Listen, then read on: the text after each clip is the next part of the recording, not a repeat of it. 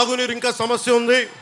Over head tank ready అయిపోయినా కానీ ఈ రోజు వరకు మన కుళాయిలు రావట్లేదు. సమస్య దృష్టిలో ఉంది. మీకు 6 నెలల్లోపు మొత్తం అందరికీ మన ప్రతి ఇంటికి నీరు వచ్చేలాగా మేము చర్యలు తీసుకుంటాం. మనస్ఫూర్తిగా మీకు అండగా నిలబడతాం. అలాగే 5 సంవత్సరాల నుంచి రోడ్లు సౌకర్యాలు సరిగ్గా లేవు. తెనాలి విజయవాడ నుంచి కనెక్టివిటీ బాగాలేదు. నంది వెలుగు పెదరావూరు 4 లేన్ హైవేని మేము, ఎందుకంటే మీకు తెలుసు ఆయన పట్టుకుంటే వదలని విక్రమార్కుడు. ఆయన 10 సంవత్సరాలు ఎమ్మెల్యేగా చేసిన వ్యక్తి. ఆయన నాయకత్వంలో నంది వెలుగు పెదరావూరు 4 లేన్ హైవేని చాలా తక్కువ కాలంలో పూర్తి చేస్తాం. అలాగే నిజంగా అమరావతి కనుక రాజధానికి అయిపోయింది ఈ పాటికి చాలా అద్భుతంగా ఉండేది. అమరావతి లేకపోవడం వల్ల మన అభివృద్ధి కూడా, మన తెనాలి అభివృద్ధి కూడా నోచుకోలేని పరిస్థితికి వచ్చింది. అమరావతిని రాజధాని చేస్తున్నామని మన అందరి వాగ్దానం మేము మాటిచ్చాం.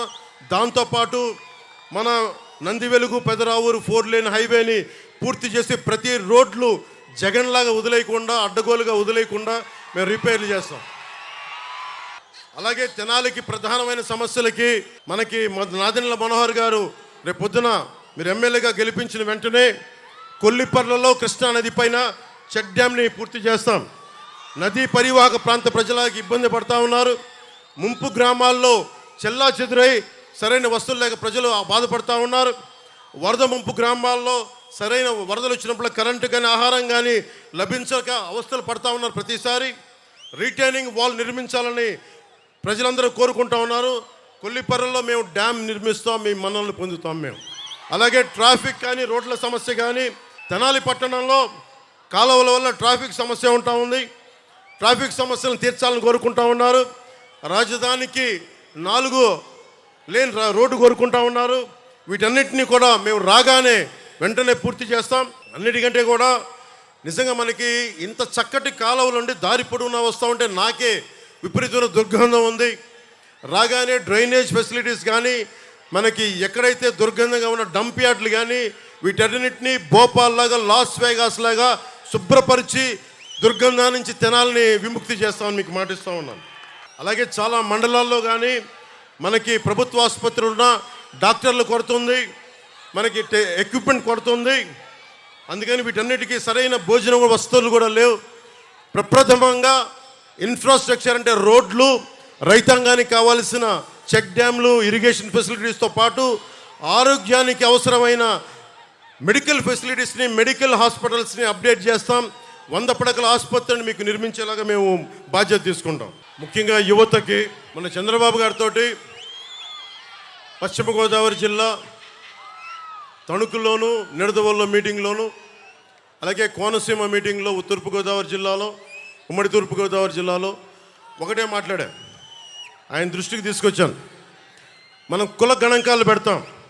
ఏ గ్రామంలో ఎన్ని కులస్తులు ఎంతమంది ఉన్నారు, ఏ గ్రామంలో మహిళలు ఎంతమంది ఉన్నారు, ఇవన్నీ మాట్లాడుతూ ఉన్నారు. జగన్ కూడా ప్రతి చోట 50 మందికి ఒకళ్ళు పెట్టాడు మనిషిని.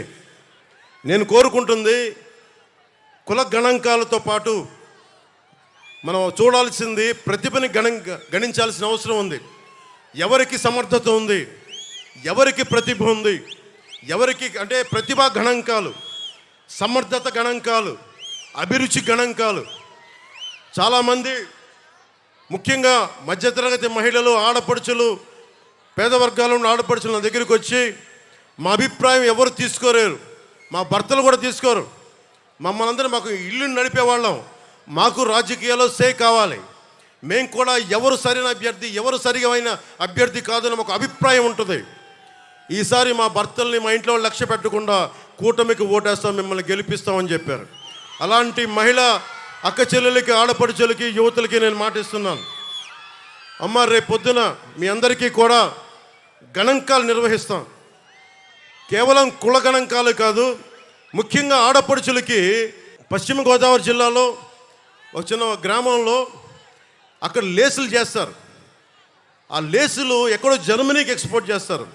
ఇంట్లో కూర్చొని వంట వార్పుతో పాటు పిల్లలను చూసుకోవడంతో పాటు ఆ లేస్ ఎక్స్పోర్ట్ చేయడం వల్ల నేను దాదాపు 30 సంవత్సరాల క్రితం చూసేవాడిని. ఆ లేస్తో పాటు డబ్బులు సంపాదిస్తారు. చాలామంది మహిళలకి, ఆడపడుచులకి మీరు కేవలం వంటింటికే పరిమితం అవ్వాల్సిన అవసరం లేదు. మీకు కూడా ఆర్థిక పరిపుష్టి కావాలి, మీకు ఏదైనా నేర్చుకోవాలని తపన ఉంటుంది.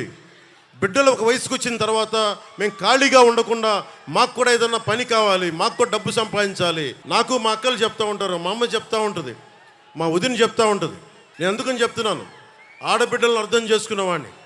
నేను మీకు మాట ఇస్తున్నాను, మీరు ఏదైనా ప్రతిభ నేర్చుకోవాలి, మీకు ఏదైనా ఒక స్కిల్ డెవలప్మెంట్ కావాలి, ఇంటికొచ్చి మీకు నేర్పించే విధంగా, ఇంటికొచ్చి వయోజన విద్య నేర్పించేలాగా, మీ కాలనీలో మీకు అందుబాటులో ఉండేలాగా స్కిల్ డెవలప్మెంట్ మేము చేసి పెడతామమ్మా. మేమందరం కూర్చోబెట్టి మీకు అండగా ఉంటాం.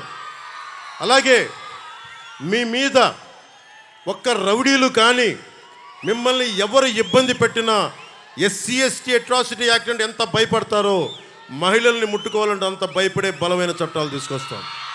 ఉన్న చట్టాలని మరింత పటిష్టం చేస్తాం. ముఖ్యంగా యువతకి నేను మొన్న సభలో, కోనసీమ సభలో చెప్తా ఉన్నా. మొన్న మా అన్నయ్య చిరంజీవి గారు జనసేన పార్టీకి ఒక 5 కోట్ల రూపాయలు విరాళంగా ఇచ్చారు. నేను ఆశించలా, ఊహించలా. అర్జెంటుగా రమ్మంటే హైదరాబాద్ వెళ్ళాను. ఆంజనేయ స్వామి సమక్షంలో ఆయన చేస్తున్న సినిమా ఆ సెట్లో ఆంజనేయ స్వామి విగ్రహం వెనక ఉండి ఆయన ఆశీస్సులతోటి ఒక 5 కోట్ల రూపాయలు ఇచ్చి ఒకటే అన్నారు, నువ్వు ప్రజల కోసం బలంగా నిలబడతావు, నువ్వు నీలాంటి వాడికి, ముఖ్యంగా కౌలు రైతులకి నువ్వు చేసింది నాకు నిజంగా హృదయాన్ని కలిచేసింది. ఎలక్షన్ టైంలో నీకు ఎంత పనికొస్తే నా 5 కోట్ల రూపాయలు నీకు ఇస్తా ఉన్నాను. అక్కడితో ఆగకుండా రామ్ చరణ్ గారికి కూడా చెప్పారు. ఈ మధ్యనే వేల్ యూనివర్సిటీ డాక్టరేట్ పొందారు.